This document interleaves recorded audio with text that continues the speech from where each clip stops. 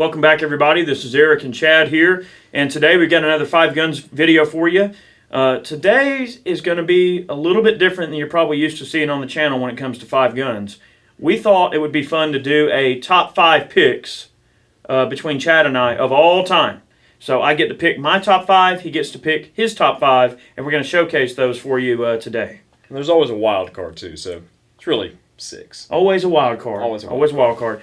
But we got to thinking, what would be your top 5 favorite guns of all time? We're talking, it doesn't matter if it's a rimfire, if it's a shotgun, if it's a black powder rifle, if it's a military surplus rifle, if it's a modern gun of some sort, whatever it may be. If you had to pick 5, what would be your favorite? And I get asked that question all the time. People are going, hey, what's your favorite rifle? Eric had mentioned this about a week ago, and I've been racking my brain trying to figure out 5 guns. It's hard. It's hard, so hard to narrow it down to 5 guns. You can't narrow it down, but here's the thing you have to remember about this list, okay? We're not considering things like personal defense needs. Mm-hmm. We're not considering things like, hunting or accuracy or target shooting. All we're considering is what our favorite guns are, and that can come down to a lot of different things. When I was compiling this list, one of the things that I kind of had going in my mind is, okay, well, which guns do I shoot the most?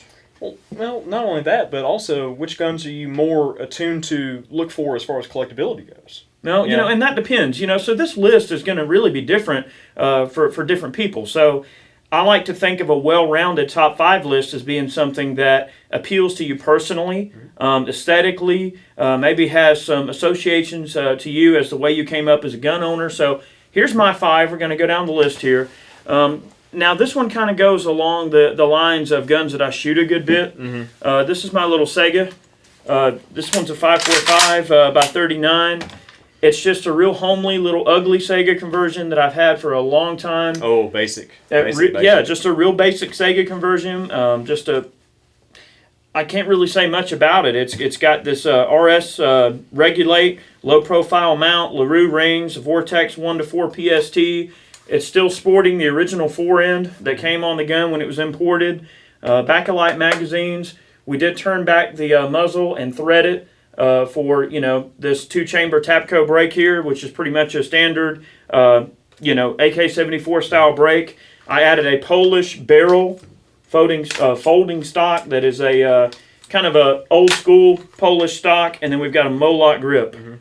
And this thing's been spray painted about 3 times. It's been burned up a little bit. We shoot that thing all the time. I shoot this thing all the time, and I tell you what, this little gun's ugly, but it's one of my favorites. I can't quite put my finger on it, but it's accurate. It's reliable. It's a great little package. It's got the folding stock. Well, you had that original stock for a long time, just kind of sitting around trying to figure out what to do with it. Right. But I mean, I've got that Sega 545 too that I got from Moss a while back, and it's kind of sitting in pieces right now because I'm trying to figure out what to do with it. It's one of my favorite rifles too, but sure. I don't know if I want to make it kind of modern with a Zukov set, or just go back to the original wood furniture, or keep it kind of homely looking, or what. But well, this little gun, as ugly as it is, it's one of my favorites. Mm-hmm. And if you came and looked at my my gun collection, you'd probably think, okay, well, surely there's 1,000,001 things that he would like more than this, but believe it or not, if it came down to just going to the range and having fun, or general defense use,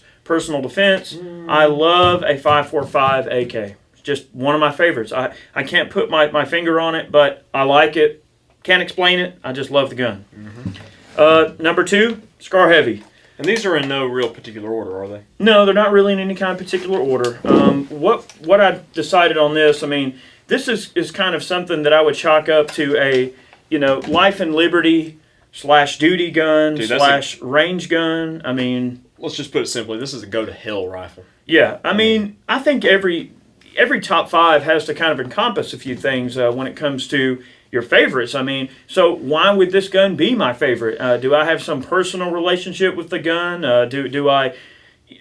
The thing is, it's accurate. It's one of the most awesome semi-automatic rifles I own. And I love it. Yes, they're expensive. Yes, they're overpriced. Yes, FN's kind of full of themselves.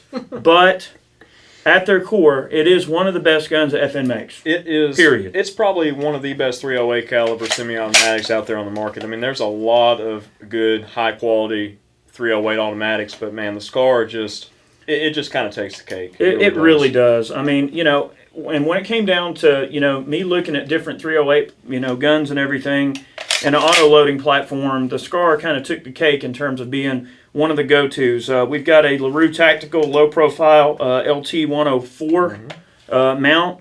We've got a Leupold Mark IV. It's a 4.5 to 14 by 50 millimeter front focal. We've got an Atlas bipod, which is an awesome bipod, and it's got a LaRue quick release cleat on it. Of course, our standard 20-round magazines. I added a little Magpul rubberized grip, Mo Plus. The only thing you need to do now is get rid of that Ugg boot stock. Well, we do have a Geisley trigger in it, so we got the Geisley Super Scar in it. And I tell you what, sometimes guns just have to be fun, but sometimes guns need to be accurate and they need to serve a purpose. And for me, if it came down to it, certainly when it comes to my favorites, the Scar is definitely in there. I would find it very difficult to imagine after owning this gun not having it. It's just such an awesome gun. It is. I've been eyeballing one myself to just to put in the collection for a while. But man. Well, I heard they're coming out with a 20-inch DMR type version. As soon as that one comes out, I'll be sure to pick it up. We do have a full review coming out on this gun soon. Going down the line, you guys, it shouldn't surprise you, K31. I love Swiss rifles. I like military rifles in general. A lot of you guys know me and know that I mean, if you saw this room we're in, I'm definitely into surplus firearms. This was a very difficult choice because there's so many awesome surplus guns out there that I love so much. And it's impossible to narrow it down to just one. But if you had to narrow it down... Dude, we could pick 10 favorite milsurp rifles just in that category alone. The thing is, with military guns, if you love one, you love them all. You do. It's kind of hard. If you're into these types of firearms, it's hard to not like them. Well, it's hard to ignore the historical significance of these firearms. It is. That's one of the biggest things. Plus, the machinery, or the machine that was put into these rifles, the care, the assembly, I mean, just the mechanism itself, just the entire, I don't know. Like a finely tuned Swiss watch. It is the machine itself is it's amazing, what these people did, these armories did back in the day. I mean, and to think like a rifle like this nowadays would cost thousands upon thousands of dollars to produce, and these are available on the market for usually less than $1,000. They can be. With the K31, a few of the points that it gathers in my book and why it's in the top 5 for me: accurate, very well made, wonderful materials. They're made out of really good high quality materials, excellent heat treating, good fit and finish, good bores, good barrels in them. They're just one of the most accurate bolt-action rifles that you're going to get when it comes to a military rifle. And, again, the needs are different for different people. Some guys might pick a Mosin to go in the top 5 just because it's one of the cheapest guns and they can hoard them and buy a bunch of them. That's fine. And there might be a Mosin in the midst of this here. But I picked the K31. It's really the milsurp gun that, to me, does it all. It's a good value for what it costs. They're accurate. They're cheap enough to feed in the way of ammo. They offer themselves quite well to customization, trigger work, bedding of the stocks if you wish. They're just a wonderful rifle, and it's a rifleman's rifle. And I guess that's one of the things that, I picked this over the M1 Garand. So that should tell you something. We're talking not just top 5. Remember, this list encompasses all guns, not just military surplus. So I made it a point to make sure K31 was in my top 5. Well, remember that we've got a video out on a sporterized K31 that just shoots the living daylights out. Oh, I know. I know.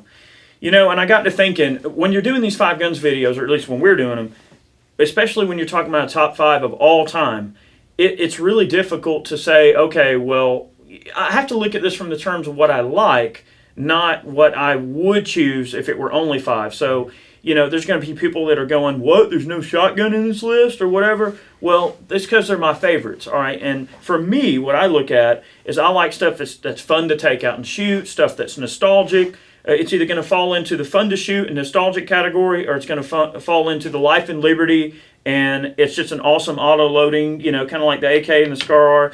But I did include a handgun, okay? Makarov PM. One of my favorite guns of all time. Not just handguns, not just, falling into a specific use as a gun, but the Makarov PM is probably, to me, one of the coolest guns ever. I can't explain it. I can't explain it to you. I really wouldn't be able to tell you why, other than the fact that it's just that Cold War nostalgia. They're so collectible because there's so many different ones out there. I mean, these two are a couple of beautiful East German examples. But, I mean, you can get Chinese ones, Bulgaria, Russia. I believe there's a couple of, well, of course, there's East German ones out there. But, so, steel frame, alloy frame. I mean, Hungarian and all that stuff, too. You can get 380 barrels for them. I mean... Well, Max, I don't know why. I mean, at one point, these things were coming in. They were so available. They were so cheap. And everybody was snatching them up thinking they'd be disposable handguns they could just throw in their, center console of their truck, and if it got stolen, no one would care. Sure, it still falls into that category, but for me, I don't know why. I've always liked comm-block weaponry, and I've always enjoyed the Cold War nostalgia of the Makarov PM, and the fact that these things are used still all over the world. Oh yeah, well you and I used to carry one of these every day on a regular basis before we got into other handguns and such. Well, the thing is, with these Makarovs, this is one. Believe it or not, this is one of the handguns that I shoot the most accurately. Well, it kind of lends itself to good accuracy. I mean, in the Makarov lineup that we did, that gun just shot the living daylights out. Yeah, I mean, it really did. Oh, I know. I mean, that an East German Makarov. If you're looking at getting a Mac and say you're only going to own one or two, it is impossible to beat an East German Makarov with a good clean barrel in it. Feed it some cast ammo that you size properly, or feed it some good ball, and they shoot so good. They're just so fun to shoot. They're nostalgic. They're cheap enough to where they can still be kind of collectible, even at the common man level. That's why it made it into this list. I could not imagine myself being a gun owner and not owning a Makarov. At least everybody needs to have at least an IJ-70. A good Russian one. Yeah, something. All right, so moving down the line, this is the last choice, a Martini Henry. We were actually on some business the other day, and we went into a shop up on the north side of town, and one of the guys came up to me. He was kind of a fan of the channel and was, saw some of our videos and everything, and he was asking me about the Martini Henry and how much, he loved the gun, and we kind of got to talking about it. And I tell you what, after my experiences shooting the Martini Henry and the effort required to load the ammunition and shoot it, yes, it is an undertaking of you have to have a lot of respect and care for military guns in order to go through the process of wanting to even bother shooting one of these things. It's a labor of love, there's no doubt. It definitely is, and I tell you what, when it comes to guns that are just downright fun to shoot, the Martini Henry is just an awesome gun, and I can't imagine not owning them. They're just awesome. And this kind of covers the black powder itch. I tell you, they're just great guns. They're very nostalgic. They have that historical aspect to them. They're fun to shoot. They turn heads at the range. Anybody that's never seen one of these, you break one of these out and start shooting it, and they're going to walk down there, and they're going to ask you what it is. I mean, it's a head turner at the range. It's not a gun that a lot of people get to shoot. Oh, I know. Every time we've taken that thing out, I mean, there's been a line of people wondering what in the world that thing is and if they can send a round down. It's one of my favorites. I love Martinis. I love British military firearms. I love Swiss military firearms. I love comm-block weaponry. So that's why, these five kind of came to be. Of course, FN, this particular SCAR being an awesome gun. We do have one wild card. And knowing us, you gotta have a Mosin. Gotta have a Mosin, but this isn't just any Mosin. This is a Finnish M39. This almost made it into the mix, but I figured a lot of you guys would give me a hard time for not having a Mosin in my top 5. So this is my wild card. Finnish Mosins, in particularly the M39, these things are the Cadillac of the Mosin family. They're very well made. They're accurate. They're very reliable. It's just a great bolt-action rifle. If you're looking for something in 54R that's really accurate and a bolt-action realm and it's fun to shoot, look no further. I'll tell you what, when we did the video on that rifle several years back, I was shooting that thing offhand at our shoot steel gopher from like 125, 130 yards, offhand, just pegging this thing just with boring regularity. Yep. And it was just sending them in at 300-400 yards like it was nothing. These rifles are so well made and accurate, it's not even funny. Yeah, they are. And, this list, guys, for me, we're going to move on to Chad's top 5 here in just a moment. I know this video is going to be about twice as long because we're basically giving you 2 top 5 lists for this video. But these are my top 5s. Would that change down the road? Maybe. But these are the guns that I've always consistently gone to as being just my favorite guns. Not only to take out and shoot and enjoy, But for various purposes, I mean, we've got the nostalgia factor, the collectability factor, the life and liberty factor. That's my top 5. Sounds good. Well, let's reset the table here, and we'll show you mine. All right, we're going to move on to Chad. Let's do it. All right, guys. Well, you saw Eric's top 5, and like I said, I mean, when he mentioned this idea about a week ago, I just had a hard time trying to figure out exactly what I wanted to show. I mean, it's hard to think of your 5 favorite guns of all time. I mean, notwithstanding any particular criteria, but out of all the guns that I own, I didn't even pick a handgun. I mean, I love Glocks and everything, but I have to say that rifles are kind of my big baby. I'm kind of the same way. I thought about throwing a Glock in the mix, but I mean, it's a tool. It's a Glock, yeah. It's a tool that spits bullets. But probably my favorite rifle that I own and that I had a longing for was the M1A. Okay.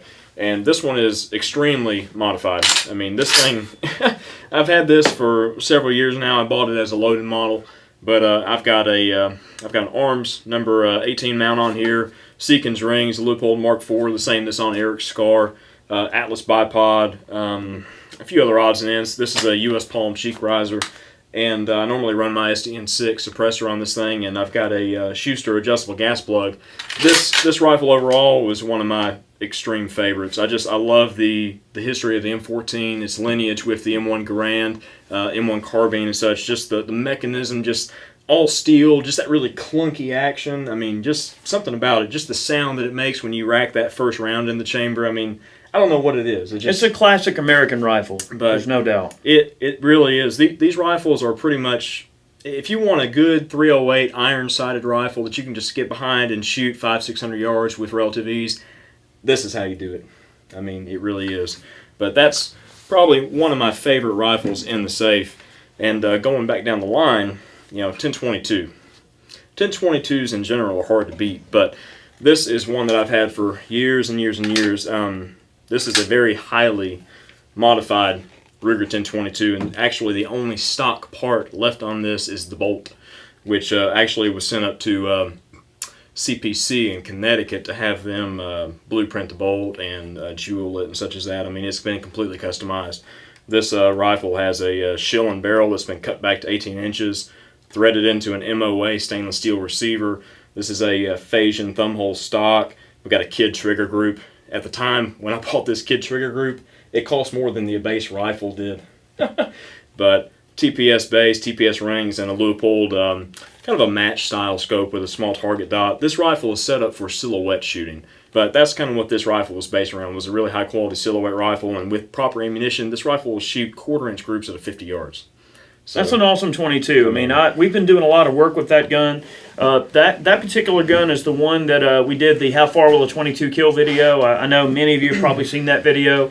And that was one of the only guns that we had between the two of us that was actually capable of truly showing repeatable, consistent accuracy at 400 or 500 yards with a 22. It's hard to shoot a 22 that range, but when you've got a really accurate, a hyper-accurate 22, it helps. It helps, but the main reason that I wanted to put this together is I just kind of wanted to put together a semi-auto 1022 that would shoot as good as an shoots bolt action. And I accomplished that, and there's still more that I could do with this rifle to actually further its accuracy potentials, and that's the scary thing. I mean, it's... that gun costs 10 times as much as a standard carbine. Oh, there's $2,000 in that rifle right there. I mean, it's a $2,000 But it's nice. I mean, when you're talking about an auto-loading 22 rifle that's accurate, that's definitely accurate. Yeah, 1022s are kind of one of my babies, but oh yeah, I am a huge combat shotgun fan, and I've been collecting combat shotguns for a while, and there's still several that I need to add to my collection, but I have to say that the Benelli M3 is one of my absolute favorites. This is a convertible shotgun. It can operate in semi-automatic mode or by the flip of a switch, pump action. So it's kind of built for like military and police use mainly, so if you want to run low velocity shells or less than lethal munitions, that sort of thing, you switch it to pump mode, and you can run those very low recoiling rounds that won't cycle the action, or if you're wanting to run 3-inch mag, duty loads, that sort of thing, slap it in semi-auto and just pump them out. Yep. But I bought this shotgun, and this is actually an HK marked. So the Benellis, the early 90s Benellis that are HK marked are more highly collectible than what's out there now. I mean, they still produce the M3s, but there's no way that I would want to own an M3 nowadays. I mean, for what I gave for this rifle or for this shotgun, I mean, just and being HK marked, this is a highly collectible piece, and this is actually one of my absolute favorites that I own. Yeah, I'll tell you, I actually bought a Benelli M4 this year, and it was very difficult for me to not put the Benelli M4 in my top 5 because it is one amazing shotgun. Benellis are great. I like the M3. I don't own an M3 personally, but that's one that's on my list. He has more of the combat style shotguns than I do. I mean, I've got an M4 on the wall. I've got a Remington Versamax. I've got the Origin 12. Got a few fun 12 gauges, but I tell you what, the M3 is probably Benelli's most versatile shotgun. Oh, it is. I mean, a lot of people they know the Franchi Spice 12, due to Hollywood, being in movies and everything. But really, the Spice 12 is more like just a collectible shotgun. Would I like to own one? Yes, but would I go out and shoot it all the time? Probably not. The parts are very expensive. They break parts quite often. If you don't get one with the proper trigger group in there, then you're going to have issues. I mean, it could fly off the seat of its pants and just run until Kingdom Come. Yeah, they break sears. They break safeties. They're a cool looking shotgun, but they are heavy as hell, and they're just not terribly practical. No. I mean, even like the Law 12s, that Franchi put out, those are actually they're a better shotgun than the Franchi or than the Spice 12, but. A lot of people don't realize that they're even in existence because they don't know about them because they're not in the movies. But this shotgun here was used in one of my favorite movies of all time, Heat. It wasn't a ghost ring model. It was just it kind of had the rifle sights on there, but Chirito used one of these shotguns in Heat, and I love that movie. Yeah, it is a great movie. It's a great movie. Moving on down to the line, I am where Eric is into Swiss rifles, I'm into British rifles. I'm a huge Enfield fan, and this has got to be one of my favorite Enfields. This is a number 4 Mark II. This is actually a Burma contract, and what's really, really interesting about this rifle itself here is it is all matching, including the bayonet and scabbard. So this has the original bayonet, all matching, and that's something that is sort of a rarity in the Enfield realm. And this rifle doesn't headspace for crap. I mean, it eats a headspace, a no-go gauge. But, you still shoot it with foreign brass and just keep up with it. It works fine. This gun's also got the high-quality milled sights. Those are Mark I sights, I believe. I think so, but the milled sights are a little bit higher or more desirable. They had a lot of the rear sights later in the war effort that were stamped just to save on costs and such, but... This is one very nice rifle. It's not quite as nice as like some of the Irish contracts and such that were out there that were sent over to Ireland but not really put into use, and they just kind of remained in the Cosmoline and the wrap.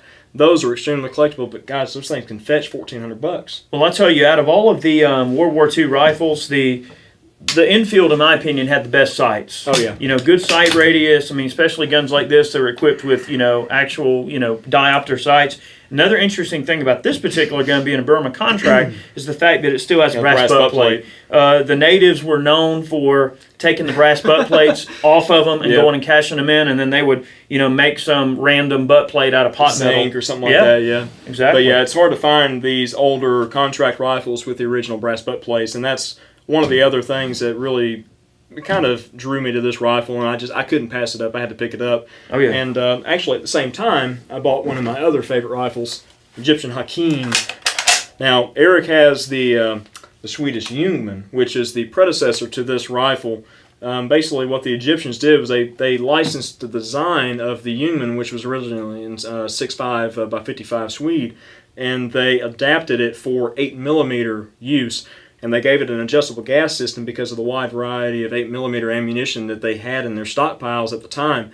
I mean, they had everything from super hot military loads down to just old stuff that was kind of, the powder starting to go out on, the primers were starting to go out on, that was weaker. And they had to have a rifle that would accommodate all that ammo that they had to save on money. So they adapted a adjustable gas system in here. This is direct gas impingement, so the gas comes up, basically just directly impacts the bolt here, and it fires from a 10-shot mag. And mags are detachable. I mean, this rifle is awesome.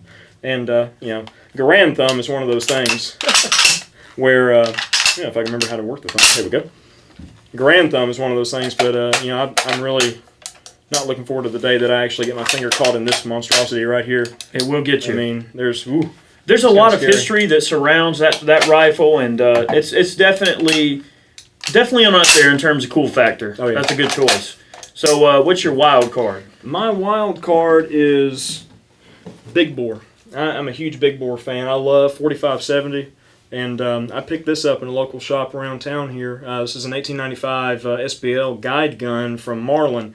And this is actually one of the pre-Freedom Group guns. So this is actually like a 2006, early 2007 model, which was still of decent quality. And I took this rifle and kind of slicked up the action a little bit, dropped the Wild West trigger in here. And I just love 4570, and I've been toying with the idea of putting together like a 12-inch 458 SOCOM upper for my ARs. It was very difficult for me not to add just a generic AR in this lineup because they are so versatile. I mean, the AR is really one of my favorite guns. But that's almost guns. Their downfall, though. They're so versatile and they're so common that they almost lose their personality. And I guess that's the reason that, like, guns like the AR and the Glock and other real common guns didn't really make it into both of our lists collectively, is because they are so common and so modular and so compatible that they're almost boring. They are. I mean, they have their use, though. But there's so many things out there for AR, so many caliber choices. I mean, you got 5.56, 300 Blackout, 6.5 Grendel, 458 SOCOM, 450 Bushmaster, 50 Beowulf. 50 Beowulf, all kinds of crazy stuff.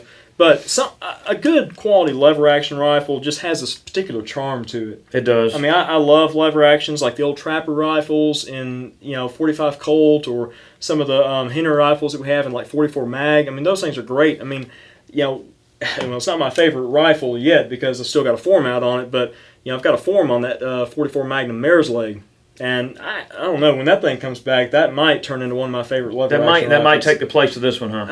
I don't know. I mean, this one here, you got the little XS lever rail on here, and I've got a little Vortex Razor on top, so just a little red dot sight for getting through the brush and killing Miss Piggy every now and again. Yeah, that's an awesome gun. Well, guys, I know this video was a little bit on the long side, but hopefully you gleaned some information. Maybe you enjoyed this video. I want to know, what's your top 5 favorite guns of all time?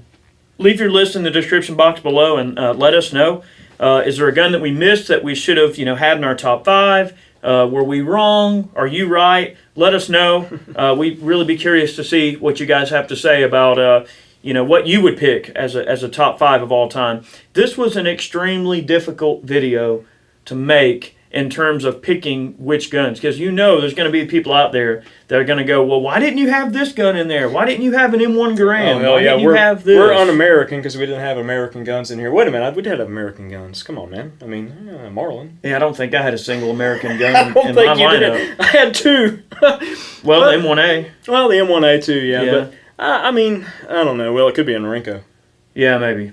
But, hopefully you guys enjoyed this video.